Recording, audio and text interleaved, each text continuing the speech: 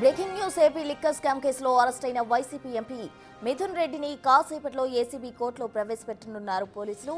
వైద్య పరీక్షలు పూర్తయిన తర్వాత మిథున్ రెడ్డిని కోర్టుకు తీసుకెళ్తారు. లిక్కర్ కేసులో మాస్టర్ మైండ్ గా వ్యవహరించిన ఎంపీ మిథున్ రెడ్డిని నిన్న అరెస్ట్ అయ్యారు. విజయవాడలోని సిట్ కార్యాలయంలో సుమారు 7 గంటల పాటు ప్రశ్నించారు. మిథున్ రెడ్డి లిక్కర్ స్కామ్ లో A4 గా ఉన్నారు.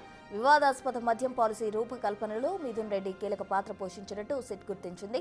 మద్యం పాలసీ రూపకల్పన, డొల్ల కంపెనీలకు ముడుపుల సరఫరా తదితర అంశాలపై మిథున్ రెడ్డిని సిట్ ప్రశ్నించింది. ఎవరెవరితో ప్రైవేట్ సమావేశాలు నిర్వహించారనే దానిపై ఆరా తీసింది సిట్. ఇవాళ మిథున్ రెడ్డిని కోర్టులో ప్రవేశపెట్టబోతున్నారు.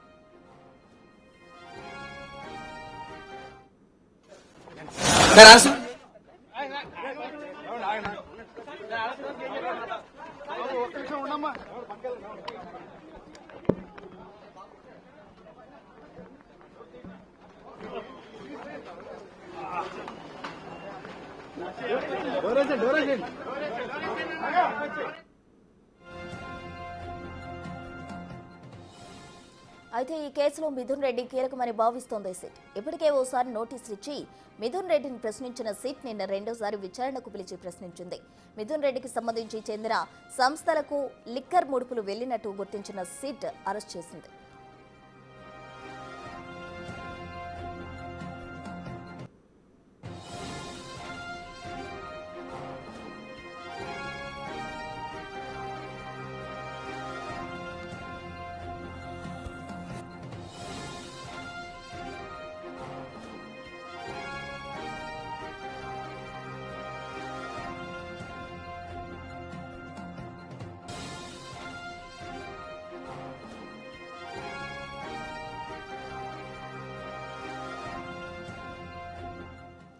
మరో బీడబ్ల్యూఎస్సీ లిక్కర్ స్కామ్ కు సంబంధించిన ప్రిలిమినరీ ఛార్జ్షీట్లో వైఎస్ జగన్ పేరు కూడా ప్రస్తావిస్తూ కీలక అంశాలు వెల్లడించారు. మరో 8 మందిని నిందితులుగా చేర్చినట్టు పేర్కొన్నారు. దీంతో కేసులో ఇప్పటివరకు నిందితుల సంఖ్య 48కి చేరింది. మొత్తం 305 పేజీల ఛార్జ్షీట్లో 70 అడిషనల్ వాల్యూమ్స్ ను సిట్ అధికారులు జత చేశారు.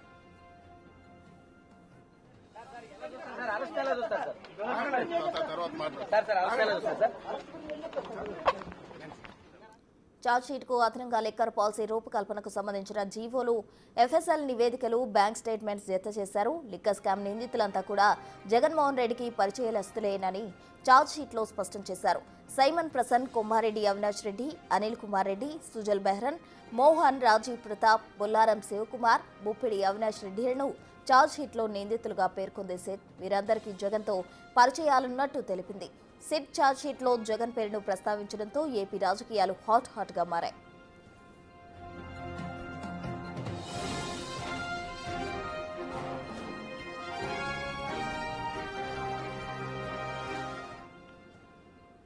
మోర్ డీటెయిల్స్ మా ప్రతినిధి శివ ఫోన్ లైన్ లో అందిస్తారు. శివ, ఆసక్తికరమైన పరిణామాలు చోటు చేసుకుంటున్నాయి. ప్రస్తుతానికి సంబంధించి చూసుకుంటే ఎంపీ మిథున్ రెడ్డిని నిన్న అరెస్ట్ చేసిన సిట్ పోలీసులు కొద్దిసేపటినే విజయవాడ ప్రభుత్వ వైద్యశాలకి తరలించారు. అక్కడి నుంచి కూడా మరికొద్ది సేపట్లోనే ఆయన్ని సబ్ జైలుకి అంటే విజయవాడ కోర్టుకు తరలిస్తారు. అక్కడి నుంచి కూడా సబ్ జైలుకి తరలించే అవకాశం కనిపిస్తుంది. మొత్తం చూసుకుంటే విజయవాడ లిక్కర్ కేసుకు సంబంధించి కూడా ప్రతిరోజు ఒక్కొక్క రకమైన ఆసక్తికరమైన అంశం వెలుగులోకి వస్తున్న పరిస్థితి కనిపిస్తా ఉంది.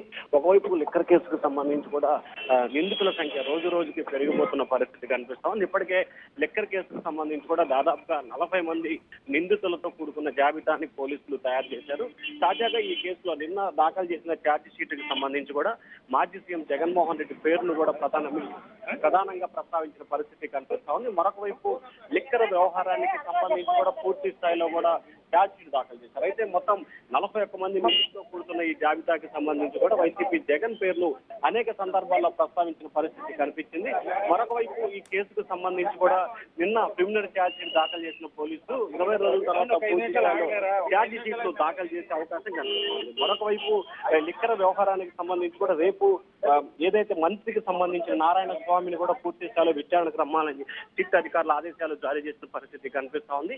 అయితే మిథున్ రెడ్డి వ్యవహారానికి సంబంధించి కూడా నిన్న ఆయన సుదీర్ఘంగా 7 గంటల పాటు ప్రశ్నించిన సిట్ అధికారులు అనేక కీలకమైన అంశాలను ఆయన వద్ద నుంచి రాబట్టే ప్రయత్నం అయితే చేశారు. ప్రసన్న శివ, మరి ఇప్పటికే మిథున్ రెడ్డిని అరెస్ట్ చేయడం జరిగింది. మరి కాసేపట్లో మీరు అన్నట్టు కోర్టులో కూడా ప్రవేశపెట్టబోతున్నారు. మరి నెక్స్ట్ ఎవరినైనా అరెస్ట్ చేస్తారు అన్న వార్తలు రావడం కానీ ఎవరికైనా నోటీసులు ఇవ్వడం కానీ జరిగిందా?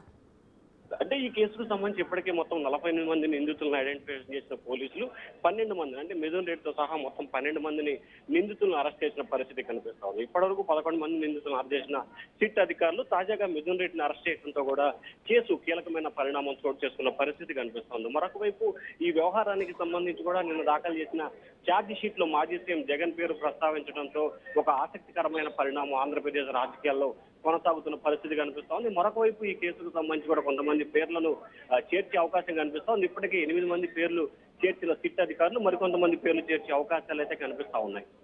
శివ, మరి ఛార్జ్ షీట్ లో మాజీ సీఎం జగన్మోహన్ రెడ్డి పేరు చేర్చడం జరిగింది. మరి పరిణామాలు ఏ విధంగా ఉండబోతున్నాయి? అంటే ఖచ్చితంగా లిక్కర్ వ్యవహారానికి సంబంధించి కూడా మాజీ సీఎం జగన్ ఇన్వాల్వ్మెంట్ ఉన్నట్టు కూడా మొదటి నుంచి అధికారులు గుర్తించిన పరిస్థితి కనిపిస్తా ఉంది. ప్రాథమికంగా ఈ కేసుకు సంబంధించి కూడా ప్రతి వ్యవహారానికి సంబంధించి కూడా తాడేపల్లి కేంద్రంగా అంటే ముఖ్య మాజీ సీఎం జగన్మోహన్ రెడ్డి నివాసం కేంద్రంగా వ్యవహారం అంతా కూడా కొనసాగిందనేది సిట్ అధికారులు మొదటి నుంచి చెప్తున్న అంశంగా కనిపిస్తుంది. సో ఈ నేపథ్యంలోనే మాజీ సీఎం జగన్మోహన్ రెడ్డి పేరు ఛార్జ్ షీట్ లో దాఖలు చేయడంతో వైఎస్ఆర్సీపీ నేతలైతే తీవ్ర స్థాయిలో కూడా ఆందోళన అలాగే ఆగ్రహం వ్యక్తం చేస్తున్న పరిస్థితి కనిపిస్తా ఉంది. మరి చూడాలి ఈ కేసులో సిట్ ఏ రకంగా ముందుకెళ్లబోతుంది, ఇంకా ఎవరెవరిని నిందితుల జాబితాలో చేర్చబోతుంది, ఇంకా ఎంతమందిని అరెస్ట్ చేయబోతుంది అనే ఉత్కంఠ అయితే ప్రస్తుతం ఆంధ్రప్రదేశ్ రాజకీయాల్లో హాట్ టాపిక్ గా మారింది. ప్రస్తుతం శివ, అయితే ఈ కేసులో నిందితులుగా ఉన్న వాళ్ళంతా కూడా జగన్మోహన్ రెడ్డికి పరిచయస్తులే అంటున్నారు. మరి ఈ కేసులో ముడుపుల లెక్కకు సంబంధించి ఓ కొలికి వచ్చే అవకాశం ఉందంటారా మిథున్ రెడ్డి అరెస్ట్ తో? అంటే ఖచ్చితంగా ఈ కేసుకు సంబంధించి 48 మంది నిందితుల జాబితాను తయారు చేసిన సిట్టుకు సంబంధించి వీరంతా కూడా మాజీ సీఎం జగన్ కి పరిచయస్తులు, తెలిసిన వారు, అలాగే ఆయనతో అంటే గతంలో రాజకీయ పరంగా కానీ పార్టీ పరంగా కానీ సంబంధాలు కలిగిన వ్యక్తులు అనేది సిట్ నిన్న అభిప్రాయాన్ని వ్యక్తం చేసింది. సో ఈ నేపథ్యంలోనే ఖచ్చితంగా ఈ వ్యవహారానికి సంబంధించి మాజీ సీఎం జగన్మోహన్ రెడ్డి పేరు ప్రస్తావించే నేపథ్యంలో కూడా వైఎస్ఆర్సీపీ ఒక ఆగ్రహం వ్యక్తం చేస్తుంది. ఇంకొక వైపు ఈ కేసుకు సంబంధించి కూడా రోజు రోజుకి కొత్త పేర్లు వస్తున్న పరిస్థితి కనిపిస్తా ఉంది.